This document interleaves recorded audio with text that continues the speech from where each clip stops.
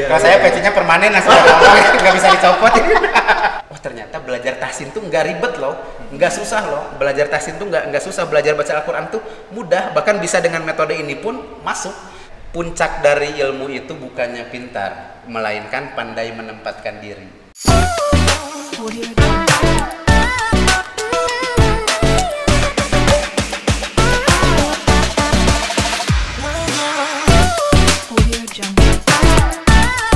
Assalamualaikum warahmatullahi wabarakatuh. Halo sobat juara semuanya, apa kabar? Semoga senantiasa dalam lindungan Allah Subhanahu wa taala. Amin ya robbal alamin. Nah, di sini sobat juara, saya Pak Ali. Di Juara TV kali ini ada program baru nih, namanya yaitu Juara Talk. Oke, sobat juara semuanya, kali ini Juara Talk akan berbincang-bincang dengan influencer yang fokus untuk membahas tentang belajar tahsin secara asik. Siapa ya influencer kita? Ini dia influencer kita. Masya Allah. Iya, Kang Rizky Sabroni. Iya, betul kan. Iya, manggilnya siapa nih Kang? Manggilnya sama dulu Kang. Iya. Iya. Sabron. Biasanya dipanggil Kang Sabron. Oh, Kang Sabron. Ya, Kang saya Pak Ali ya biasanya. Bukan Kang sih, karena saya itu guru ya. Jadi guru, jadi suka dipanggil sama anak-anak udah terkenalnya dengan Pak Ali. Oh iya, baik. Gimana Kang Sabro, apa kabar nih? Alhamdulillah sehat. Makin sehat kayaknya. Alhamdulillahirabbil alamin. Kang Sabron, terima kasih ya sebelumnya sudah datang di studio kita, di studio Juara TV. Dan Kang Sabron ini adalah tamu spesial ya. Masya Allah. Iya, Masya Allah, karena ini adalah ada telurnya di bawah. Iya, ini telurnya 2, spesial pakai telur, karetnya 2 juga ya. Karetnya 2. Karena ini adalah podcast kita pertama. Masya Allah, keren. Alhamdulillah sebagai. Nah, langsung aja nih Kang nih ya, karena nggak jauh-jauh nih kesini ya. Kalau lama-lama juga khawatir ngabisin waktu ya Kang. Nggak apa-apa ya Kang ya? Nggak apa-apa, aman. Jadi kegiatannya apa aja nih Kang selama ini nih Kang? Kalau kegiatan sih sebenarnya saya lebih banyak fokusnya di fotografi sama videografi. Nah, cuma emang sekarang lagi seneng belajar. Jadi bukan mengajar ya, lagi seneng belajar.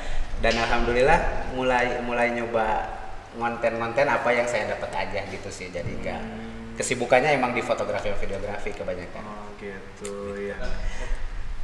Ya oke, baik Kang. Kalau misalnya ini kan belajar tahsin nih Kang ya. Tadi juga kontennya khusus tentang tahsin gitu ya. Kalau belajar itu sejak kapan sih Kang ya belajar tahsin ini? Nah, kalau belajar itu saya sebenarnya baru dan proses sekarang juga masih terus belajar Kang. Jadi saya belajar itu 2018. Tepatnya ketika udah punya anak ya. Anak pertama tuh lahir 2017. Nah, tapi di situ tuh ada kepikiran gini Kang. Saya tuh menuntut anak untuk bisa ngaji, bisa hafal Quran, tapi bapaknya enggak gitu kan. Jadi kadang banyak juga yang bilang kan bahwa anak itu peniru yang baik nih. Jadi peniru yang baik. Kalau misalnya pengen anak ngaji, bisa ngaji, tapi orang tuanya nggak bisa, kok asa gimana ya? Jadi kesannya tuh kayak licik loh menuntut anak untuk jadi lebih baik, sedangkan kita nggak berusaha lebih baik. Jadi semenjak itu tuh mulai kepikiran pengen bisa jadi lebih baik gitulah. Kebetulan datang teman SMK saya tuh datang ke rumah, yang tahu dari dulu tuh temen bareng-bareng bolos atau teman kayak gitu datang. Terus tiba-tiba ketemulah sholat maghrib, azan maghrib yang waktu itu tuh saya benar-benar jadinya biasanya sholat sendiri gitu kan kalau maghrib tuh harus dibacain tuh kan. Jadinya Fatihahnya jelas. Nah itu bingung siapa imamnya karena udah tahu orangnya kayak gimana gitu kan. Jadi saya ngasihin sejadah ke teman saya namanya Ardi, ngasihin. Saya juga bawa sejadah. Ya udah sholat di sebelah sana, saya sholatnya di sini. Tapi tiba-tiba dia ngajak bareng, ya udah bareng aja berjamaah. Terus siapa yang imam? Awalnya bingung di situ kan. Udah saya aja yang imam. Pas dia tiba-tiba ngeimamin, si Kang Ardi ini tuh baca surat yang dulu tuh saya nggak tahu itu surat apa. Jadi baru sekarang tahu tuh surat Al-Ghoshiyah. Tapi yang di situ tuh jadi ngerubah kita tuh pengen, ya Allah dia ternyata udah mau belajar, udah mau fokus. Bahkan saya tuh kaget sendiri tuh. Iya, Tiba-tiba iya. dia bisa mimpin sholat, Iya, iya. bacaannya apa nggak tahu. Nah dari situlah mulai kayaknya Allah tuh memberi petunjuk tuh lewat situ. Masya Allah. Makanya pas saya nanyain, ini belajar di mana nih? Belajar di mana kok bisa jadi bisa ngaji? Ya udah ikutin ke sini dah. Udah dari situ baru mulai fokus pertama belajar tuh 2018. Lewat perantara beliau mungkin yang salah satu hidayah dari Allah, tiba-tiba datang ke rumah yang udah lama nggak ketemu, tiba-tiba mimpin sholat, disitulah mulai bertemu, jalan-jalan untuk mempelajari Al-Quran. Iya. Kurang lebih di situ. Oke, padahal mah dulunya taunya sama ya. Sama ya. Teman-teman maba, teman tidur di kelas gitu. Masya Allah sekali ya. Oke, jadi belajar tahsin itu mulai dari 2018 tadi. 2018 sampai sekarang masih. Alhamdulillahirobbilalamin. Berarti itu sebuah pencapaian banget ya. Pasti ada suka dan dukanya gitu ya. Pas lagi di sana ada tantangan tersendiri gak sih ketika belajar mulai dari 2018 itu? Jadi pertama saya nyeritain dukanya dulu aja deh ya. Maksudnya gini, saya tuh benar-benar orang yang sebelumnya tuh nggak dekat sama Quran lah. Bahkan dulu pernah belajar tuh ketika mungkin nyampe SMP doang. SMP sempat di MTS ngaji tuh di situ, udah itu tuh udah nggak tahu lah bacaan benar atau gimana, belum tahu gitu. Ternyata setelah ikut belajar itu kok dibarenginya sama orang-orang yang sebelumnya emang udah pada belajar. Jadi bahkan udah tahu hukum-hukum tentang tajwid apa, bahkan saya sendiri baca aja atau ngucapin huruf aja belum tentu itu benar atau salah gitu kan, belum tentu gitu. Jadi pas di situ tuh merasa ada rasa minder, sebenarnya ada rasa minder yang awalnya tuh emang apa ya, malu dulu kayaknya. Malu, biasa kan udah punya anak, udah kebilang tua, kok selama ini kemana aja gitu kan. Jadi malu, pengen belajar cuma malu dan takut tuh kalau belajar tuh kira-kira nanti banyak disindir atau banyak apa ya, dibully sama orang nggak setelah sekian lama tuh kemana aja atau kayak gitulah. Nah tapi mulai dari situ ternyata ketakutan itu tuh berubah ketika yang menyampaikan belajar tahsin tuh nggak serem, ternyata nggak serem. Jadi mulai dari situ mulai fokus belajar, walaupun awalnya saya cuma bengong aja. Jadi bengong ini tuh ngebahas apa. Jadi pas pertama masuk tuh saya nggak tahu, tiba-tiba dikirain tuh belajar tuh kayak ikro loh, baca kayak gitu doang. Ternyata yang dibahas tentang Matan Jazari, tentang kitab-kitab Tufatul Atfal gitu, tentang cara baca ini tuh dalilnya di mana kayak gitu. Benar-benar bengong awalnya. Tapi ternyata ada kesempatan untuk bertalaki. Jadi waktu itu tuh saya bilang, coba baca yang ini. Ketika baca, ternyata di situ tuh bukannya dibully atau disalahin, ini gimana sih bacanya kayak gini, enggak, melainkan banyak pujian di situ. Jadi pujian yang mendorong, walaupun saya tahu bacaan saya salah, tapi ketika ada pujian dari guru terus bilangnya, Masya Allah ini keren, cuma ini perbaikin pas ininya dikit. Jadi itu bawahnya tuh, loh ternyata diperhatikan, seru, ternyata salah tuh nggak disalahin gitu. Makanya dari situ benar-benar mulai ngerasa senengnya tuh, sukanya tuh mulai berasa. Ternyata banyak teman-teman yang jadinya circle-nya jadi lebih baik dari kita gitu. Yang asalnya ngedengar azan mungkin sholatnya nanti dulu, tapi ketika udah belajar bareng-bareng, tiba-tiba sholat bareng jadi ke bawah sholat. Ya kurang lebih senangnya di situ. Banyak teman, circle baru gitu kan. Dukanya ya awalnya ada rasa malu lah gitu, ada rasa malu belajar. Iya. Dan ternyata memang di Indonesia itu masih banyak ya Kang ya yang Muslim di Indonesia ini masih ada yang buta huruf Al-Quran gitu ya, sekitar 65% mungkin ini menurut data ya, ada 65% Muslim masih buta huruf Al-Quran. Gimana nih Kang pendapat Kang ini? Sebenarnya survei ini tuh sebelumnya saya pernah tahu juga nih. Dulu pernah inget pas bareng roadshow sama Syekh Hanova ke Pontianak. Betul. Saya pernah di sana tuh ada yang menyampaikan bahwa ternyata buta huruf hijaiyah itu nyampe di 65%-nya warga Indonesia tuh. Sebenarnya kaget ya, tapi bisa jadi saya yang ada di posisi itu. Oh gitu. Ya Mas Fartado, bisa jadi saya juga yang ada di posisi itu. Cuma tanggapannya ya sebenarnya sih emang posisinya kaget, apalagi kagetnya itu bahwa ternyata Al-Quran itu pedoman umat manusia gitu kan. Pedoman manusia tuh bahwa panduan-panduan tuh ada dalam Al-Quran. gimana kita mau mentadaburi, misal kalau misalnya kita bacanya aja belum tahu gitu huruf ini tuh huruf apa. Jadi di situ emang posisinya kok pengen ikut andil ada apa di bagian dalam memperbaiki yang 65% itu, walaupun kalau dipikir sama logika sendiri itu nggak mungkin bisa memperbaiki 65%, tapi seenggaknya kita bisa masuk dalam memperbaikinya. Jadi ya awalnya sih emang kaget aja gitu, emang ini aja. Ini sepengalaman Akang nih ya Kang ya. Kira-kira apa sih penyebabnya gitu? Warga Indonesia tadi yang 65% itu bisa buta Al-Quran gitu. Padahal kan kalau misalnya dulu ya saya kecil ya pas lagi di kampung itu kan kayaknya tuh rame gitu ngaji bareng anak-anak tuh rame gitu. Ternyata menurut data 65% nih. Nah, kira-kira menurut Akang apa nih penyebabnya? Kalau saya sih mungkin berpikiran bahwa ini mah pendapat saya aja. Iya, betul. Mungkin orang-orang yang 65% ini ya sebelumnya sama seperti saya yang tadi ceritakan bahwa di situ tuh ada rasa malu. Ada rasa malu atau takut untuk belajar.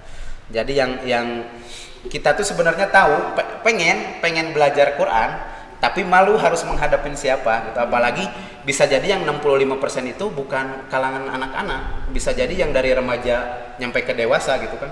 Apalagi yang udah disibukkan dengan dunia sehari-harinya kerja atau nyari waktu untuk belajar kayak gimana. Jadi bisa jadi yang 65% itu tuh dari remaja nyampe ke dewasa. Itu tanggapan saya ya. Dan di situ tuh pasti ada orang yang merasa malu. Jadi selama ini tuh udah gede terus pengen ikut belajar, ternyata barangnya takutnya sama anak-anak gitu kan. Jadinya kayak gimana. Nah, dari rasa malu ini terus dari yang takutnya tuh ketika belajar, wah ternyata belajar Quran itu seram, takutnya ditanyain kenapa sih dibuat malu kenapa sih udah umur segini tapi belum tahu ini aja huruf apa kayak gitu.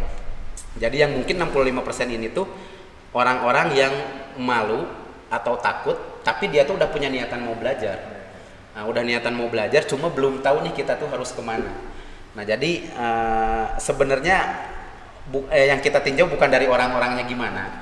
Orang-orang yang 65% nih, tapi yang kita tinjau tuh orang-orang yang 35%-nya kan. Jadi yang udah mempelajari, udah bisa, apakah bisa jemput bola terjun ke 65% itu atau menunggu mereka datang ke kita. Nah, itu peran kitanya di mana sih? Gitu kalau menurut saya. Nah, ini nyambung sama pertanyaan ternyata kan. Iya. Pertanyaannya nyambung ternyata dengan itu ya. Jadi saya pernah dapat cerita nih Kang ya, atau misalnya pengalaman saya di kampung gitu ya, saya kan kampungnya di Cirebon gitu kan ya. Jadi kebanyakan di sana ada tempat-tempat pengajian gitu. Nah, banyak anak-anak ngajinya gitu. Tapi setelah kelas 6 SD udah ada gitu ya. Udah nggak dilanjutin lah ya istilahnya, sudah SMP udah. Jadi di tempat ngaji itu ya isinya anak-anak terus gitu ya. Walaupun ada gitu, tapi setelah itu nggak dilanjutin. Terus ada lagi nih cerita tentang teman saya nih ya. Teman saya dulu waktu ngaji pas lagi SD ternyata dia salah atau nggak masuk gitu, kemudian dihukum sampai trauma, akhirnya nggak mau ngaji lagi begitu. Mungkinnya salah satunya tadi penyebabnya ada buta huruf. Nah, terus kira-kira nih ya tadi yang dikatakan sama Akang, terus kita ngapain ya kira-kira peran kita nih ya untuk mengurangi gitu ya, mengurangi angka buta huruf Al-Quran itu seperti apa sih? Atau mungkin sudah ada yang akan melakukan ya? Mungkin sedang melakukan. Jadi kalau saya pribadi berpikiran gini kan, kadang kita tuh kalau misalnya lembaga Quran atau tempat pembelajaran Quran lah, rata-rata menunggu orang-orang yang asalnya tadi malu, tapi menunggu orang yang pengen belajar untuk datang ke tempatnya gitu kan. Nah, kalau kita pribadi, saya mikirnya gini, kalau misalnya kita lagi lihat rumput-rumput liar nih kan, terus ada bunga di situ, otomatis yang kelirik itu pasti bunganya kan. Benar nggak? Yang rumput liar tuh kadang nggak kita lihat, nggak kita perhatikan. Nah, ibaratnya yang 65% ini tuh model saya pribadi yang istilahnya rumput-rumput liar yang nggak keperhatikan. Mau belajar bingung kemana, mau belajar malu atau kayak gimana. Nah, saya berpikiran gini, kalau di zaman sekarang dakwah itu sangat luas ya. Bahkan dari sosial media pun bisa menjadikan media dakwah untuk seenggaknya kalau misalnya kita nggak bisa mengajar, seenggaknya kita bisa sharing agar bisa menjadi wadah ini tuh menjadi awal mula mereka mau belajar. Ya, jadi langkah utama ini yang saya lakuin Kang ya. Jadi nggak mungkin pandangan orang beda-beda. Langkah utama saya sekarang tuh gimana sih kalau misalnya kita bisa lebih memperhatikan rumput liar itu dengan apa? Dengan jemput bola lah istilahnya. Karena berdasarkan hadis tuh yang khairukum man ta'allama al-Qur'ana wa 'allama, bahwa sebaik-baiknya manusia itu yang belajar Al-Qur'an dan mengajarkannya kembali. Betul. Dan konsep mengajarkan ini nggak mesti kita menunggu orang-orang untuk datang belajar, melainkan gimana caranya biar kita bisa jemput bola. Toh nggak ada ruginya. Jadi malahan kita makin banyak mengamalkan, makin banyak murojaah juga apa ilmu yang kita dapat gitu kan. Nah, salah satu cara jemput bola saya ini, saya bikinlah konten yang namanya Seasik Itu Belajar Tahsin. Jadi kalau misalnya dipikir nih, kalau misalnya kita bikin kajian atau pembelajaran tentang Al-Quran, kita mau bikin acara dengan jumlah peserta 10-100 orang, pasti kita ada persiapan ya Kang ya? Iya. Nyusun panitia, Betul. buka tempatnya di mana dan lain halnya. Tapi kalau lewat Instagram, bayangkan cuma dengan satu kali klik atau satu kali posting kita udah bisa menjangkau jutaan orang. Oh iya. Benar ya? Kalau di sosmed tuh bisa menjangkau jutaan orang asal konten kitanya benar-benar bisa menarik gitu, bisa menarik. Jadi ketika ada 1 juta atau 2 juta orang yang lihat ke konten kita, itu udah bisa menjadikan peluang orang tuh untuk mau belajar. Walaupun emang belajar Quran itu nggak bisa satu arah, nggak bisa dia melihat konten terus, oh saya bisa nih mahir, nggak ada. Melainkan belajar Quran itu tetap harus ada 2 arah, ada guru dan ada muridnya. Biar bacaan kita ada yang mengkoreksi. Tapi mudah-mudahan dari salah satu konten ini bukan mengajarkan mereka, melainkan menjadi langkah awal mereka untuk mau belajar. Masya Allah. Kayak gitu kurang lebih langkahnya. Iya ya. Tadi itu saya juga sering ngeliat ya konten-konten Akang kemarin. Nah, jadi tapi itu kapan sih Kang mulai ini konten itu? Oh, mulai konten. Saya mulai konten belum lama Kang. Berarti baru 3 bulanan tepatnya sih. 27 September saya mulai bikin. Jadi sebelumnya emang ada rasa ragu itu karena saya ilmunya sedikit, terus nggak berani, takutnya disangka menggurui atau gimana. Tapi setelah ada pepatah dari saya gitu, ada masukan-masukan dari saya, ketika antum udah menguasai ilmunya dan mendapatkan syahadahnya, jadi syahadah itu disaksikan oleh saya, berarti itu udah kemungkinan oke, menurut saya udah tepat, ya udah ajarkan kembali. Katanya pengen jadi bagian dari orang-orang yang sebaik-baiknya kalian gitu kan. Betul. Makanya di situ mulai kepikiran tapi saya memiliki rasa bahwa ternyata saya tuh ilmunya belum banyak. Cuma ilmu yang sedikit itu kata saya itu sangat bermanfaat ketika antum kasihin ke mereka. Jadi kalau ilmu sedikit nggak disebar juga ya buat apa? Buat apa diinin sendiri gitu kan. Jadi mulai kurang lebih 3 bulan ke belakang dari 27 September tepat. Masya Allah. Tapi followersnya udah banyak ya. Masya Allah. Bisa jadi tuh orang-orang yang sama-sama kayak saya pengen belajar tapi nggak mau yang kaku itu kan. Iya, alhamdulillah gitu.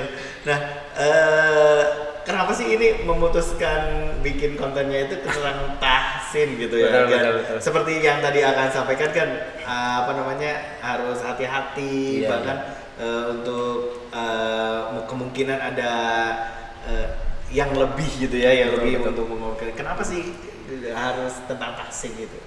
Bisa jadi karena emang baru menguasainya ilmu itu. Terus yang kedua, saya tuh berpikiran gini loh. Allah memberikan kemampuan di bidang fotografi, di bidang videografi. Bukan keahlian ya, tapi kemampuan.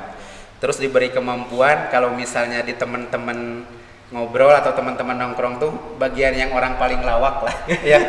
Paling suka bercanda kayak gitulah. Terus Allah ngasih kemampuan 3 ini misalnya. Terus tiba-tiba kenapa sih saya bisa nyampe belajar Quran gitu. Terus bisa nyampe sekarang tuh bisa makin deket sama syekhnya, deket sama gurunya. Kenapa sih Allah memberi kesempatan ini?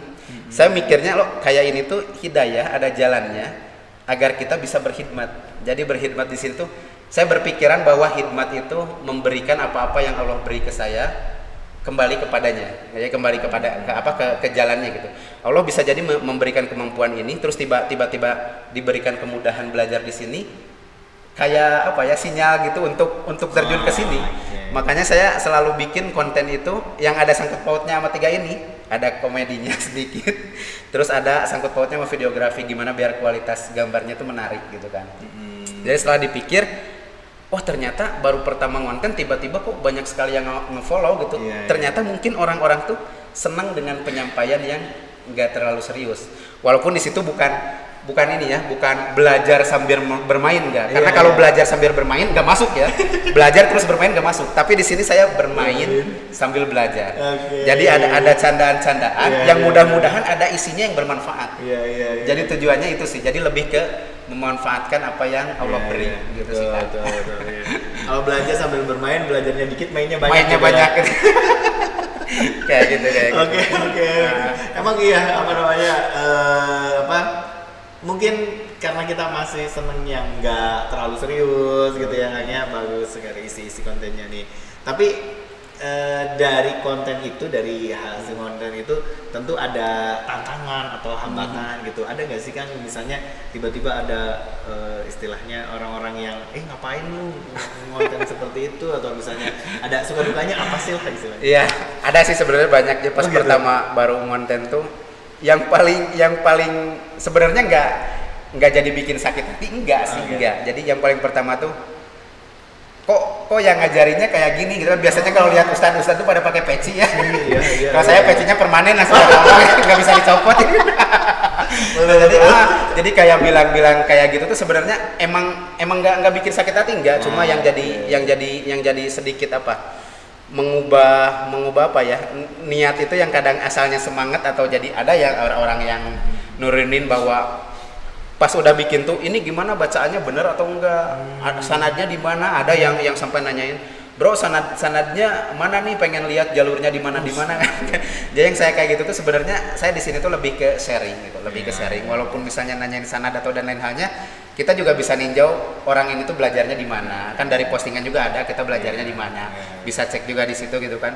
Jadi sebenarnya bahasan Quran ini bermacam-macam gitu kan. Maksudnya bermacam-macam tuh banyak ragamnya lah, karena turunnya Al-Quran tuh bisa jadi jalur sanadnya banyak berbeda-beda, tergantung kita menangkapinya kayak gimana gitu. Jadi yang bikin duka atau bikin itu tuh orang tuh kayaknya nggak lihat bahwa ternyata bacaan Quran itu banyak variasinya, istilahnya kayak gitulah, banyak ragamnya, nggak cuma ini doang.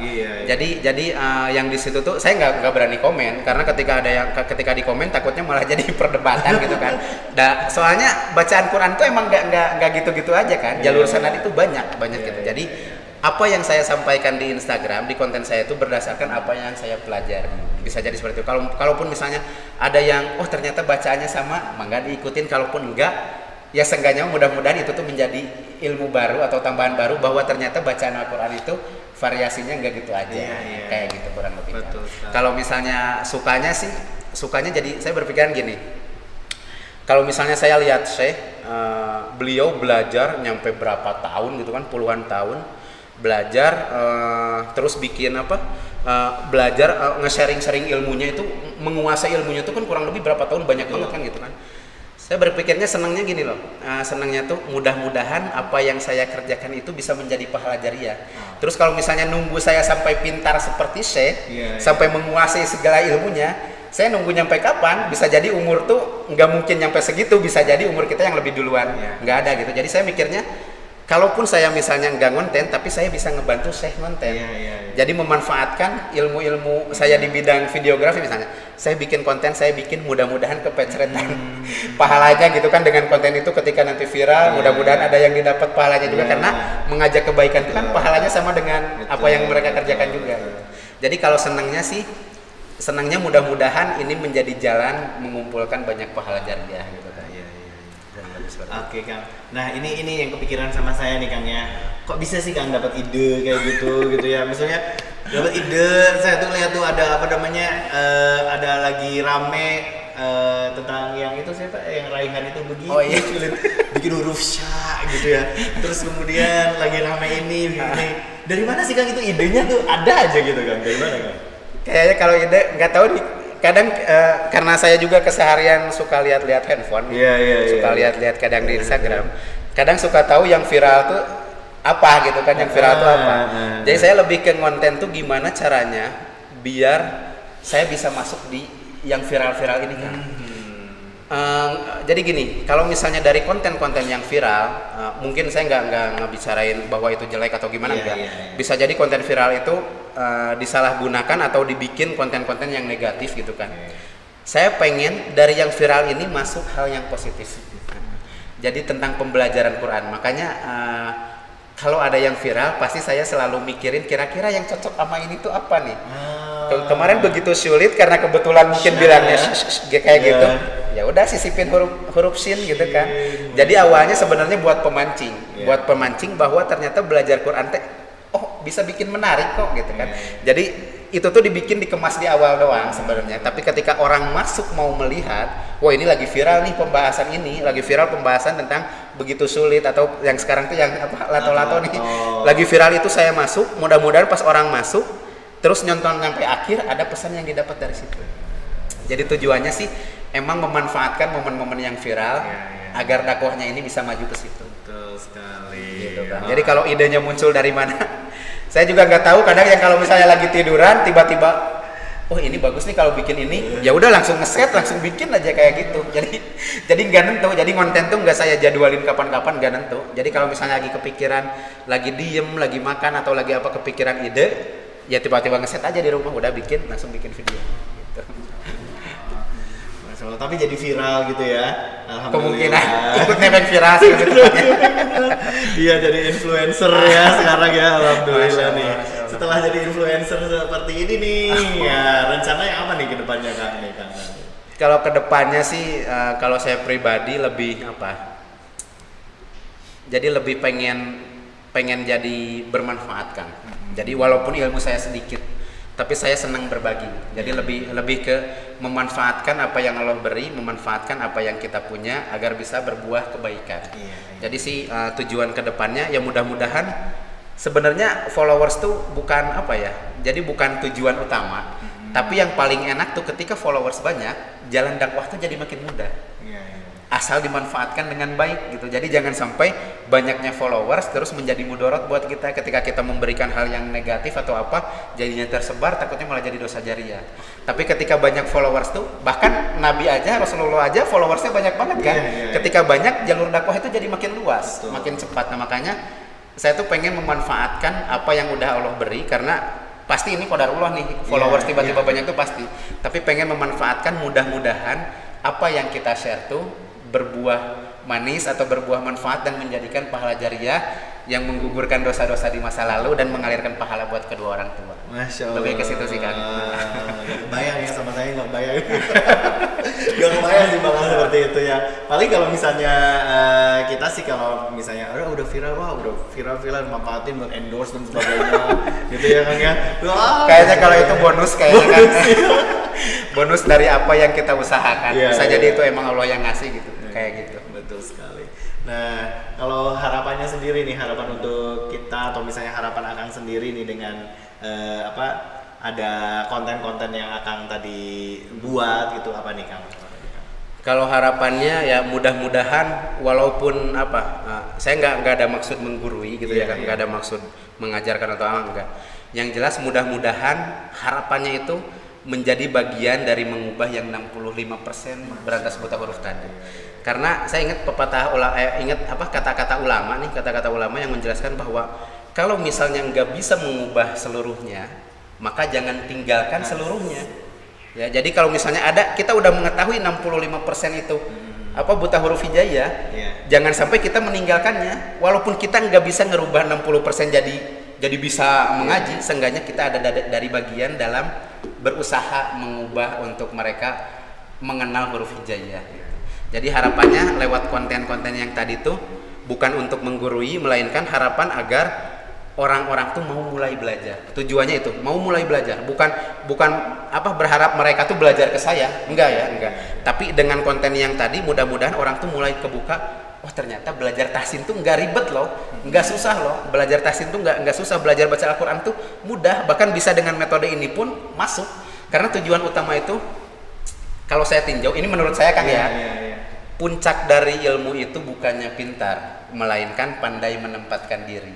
Jadi kalau misalnya kita pengen ngajarin orang, ya udah kasih ini teorinya seperti ini, udah aja kasih bukunya, beres kan? Kasih kitabnya udah beres. Tapi puncak dari ilmu itu sebenarnya apa yang kita sampaikan itu pesannya nyampe.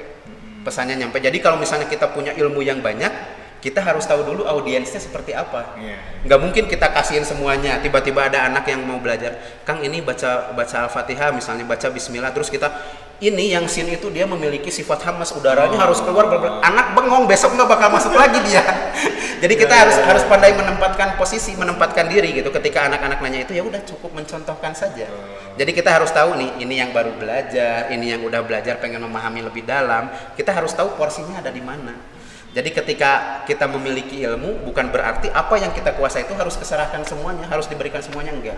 Melainkan harus tepat orangnya yang mana. Jadi kalau misalnya kita ngasih 100% ilmu kita, terus orangnya nggak memahami, mungkin bisa jatuhnya cuma diterimanya 5% atau 10%. Tapi kita ngasih sedikit 10%, orangnya memahami bisa jadi dapatnya 8%. Itu lebih gede dari seluruhnya kan. Betul. Jadi kita tuh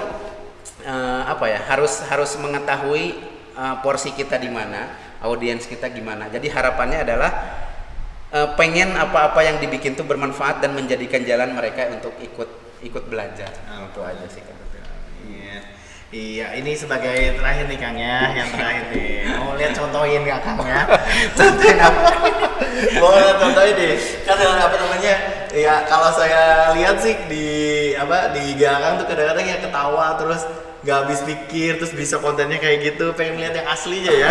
Kalau misalnya tadi saya mau nanyain, dan sebenarnya ini pertanyaan pribadi saya tentang ini yang postingan terbaru tuh tentang kol-kolah ya. Oh ya, memantul itu ya. Iya, memantul kan baju di toko gitu kan ya, aku jadi. Tapi walaupun ngebahasnya tentang dal ya, iya pas lagi waktu itu saya kok ngelihatnya kok kayak yang sama gitu kan, dan mungkin itu termasuk huruf-huruf yang sulit gitu ya di membedakan mana yang mantul, mana yang nggak mantul gitu kan. Biasanya dibaca lam yalid sama lam yalid sama aja gitu, maksudnya kok bisa pas lagi Akang bilang itu nggak memantul karena ada yang ditahan atau apa lupa gitu. Gimana Kang bisa contohin? Oke. Ya gini, saya ini dulu ya, sedikit nge-breakdown dulu. Bahwa bisa jadi apa yang saya sampaikan tuh berbeda dengan apa yang guru-guru teman-teman nih, apalagi yang nonton nih ya. Jadi lebih ke jaga-jaga apalagi teman-teman misalnya belajar ke guru mana, mungkin apa yang saya sampaikan ada yang nggak sesuai atau ada juga yang sesuai, tapi kembali lagi kepada siapa Anda bertalaki. Jadi kalau misalnya berdasarkan yang apa saya pelajari, ternyata bunyi kol-kolah itu kan, kol-kolah itu definisinya atau artinya tuh memantul kan. Kalau misalnya kita lihat tembok, kalau memantul itu pasti natural gitu, nggak mungkin mantul itu tiba-tiba diam di sini. Mungkin nggak mungkin kan, tiba-tiba yang memantul itu langsung natural, balik lagi. Nah, begitupun ketika lafaz huruf dal itu dikol-kolahkan. Jadi yang misalnya memantul itu harus tuh ade. Kenapa jadinya ade? Beda nggak? Iya sih. Ade. Nah kalau gitu itu seolah-olah di akhir ada hamzah sukun. Jadi malahan memunculkan huruf yang baru di akhir. Iya benar. Jadi kalau yang bunyinya ade, ngalir nggak ada hambatan, tiba-tiba ada, itu tuh keputus karena hamzah itu dia pemutus suara kan.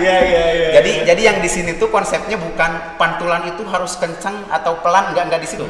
Jadi konsepnya atau pembahasannya itu lebih ke bahwa pantulan itu nggak mungkin ada hamzah sukun di akhir. Karena memantul itu dia natural. Ada, bedain sama de. Nah itu ada hamzah sukun. Jadi kayak misalnya mayyasha, berhenti itu ada hamzah sukun. Kol-kolah pun begitu, yang harusnya ngalir tiba-tiba ada hamzah sukun jadinya ada. Lam yalid walam yulad. Nah itu enggak, jadi lam yalid walam yulad. Jadi lepas suara pantulannya. Jadi yang saya bahas tuh itu. Walaupun di komennya jadi banyak tuh, Kang kol-kolah ada yang sugro, kubro, ada yang akbar ya kayak gitu kan. Itu belum saya bahas. Jadi biarkan ramai dulu aja. Berarti orang tuh penasaran, ternyata bunyi kol-kolah tuh macam-macam gitu. Setelah penasaran itu bisa jadi mereka pengen belajar. Jadi langkah-langkahnya di situ gitu kan. Ya betul sekali ya, seperti saya juga ya, jadi pengen belajar lagi nih tentang tadi kol-kolah gitu ya, tentang kol-kolah. Oke, terima kasih ya Kang Sabron sudah memberikan inspirasi kepada kita semua tentang tadi ya, cara asik belajar Al-Quran, tentang kontennya dan sebagainya. Ya Kang, untuk menutup perjumpaan kita nih ada closing statement atau pesan-pesan nih untuk para Iya, pemirsa Juara TV. Siap, baik. Jadi buat teman-teman yang mungkin ada memiliki rasa malu untuk belajar atau rasa takut untuk belajar, sebaiknya kita harus mulai dari mana? Yang pertama adalah melangkah saja dulu. Jangan takut malu, jangan takut nanti belajar itu seperti apa. Yang jelas gimana caranya biar kita melangkah terlebih dahulu. Saya juga ingat tentang pesan untuk para penuntut ilmu, bahwa di situ tuh ada bersungguh-sungguh dan masanya panjang. Jadi buat teman-teman semua yang baru belajar atau misalnya yang baru memulai belajar, bersabar aja dulu. Jangan sampai kita tergesa-gesa ingin menguasai ilmu itu. Jangan sampai kita tergesa-gesa untuk menguasai apa-apa yang guru sampaikan. Bersabarlah saja, biarkan indah pada waktunya. Iya, itu. Ya, oke. Sobat Juara semuanya. Nah, jangan lupa ya nanti untuk belajar lebih lanjut nih, untuk mengetahui konten-konten apa saja nih yang sudah di-upload oleh Kang Sabron. Jangan lupa follow IG-nya Kang Sabron di Rizky Sabroni, pakai Y ya Rizky-nya. Oke, Sobat Juara semua, mungkin ini adalah akhir perjumpaan kita di Juara Talks kali ini. Nantikan Juara Talks selanjutnya akan menghadirkan pembicara-pembicara yang lebih menarik lagi. Dan stay tune di Juara TV. Bagi yang belum subscribe, jangan lupa subscribe terlebih dahulu. Baik, kita akhiri dengan bacaan hamdalah. Alhamdulillahirrabbilalamin. Dan doa kifaratul majlis. Subhanaka Allahumma wa bihamdika asyhadu an la ilaha illa anta astaghfiruka wa atubu ilaik. Saya Pak Ali dan Kang Rizky mohon pamit. Mohon maaf apabila banyak kesalahan. Assalamualaikum warahmatullahi wabarakatuh.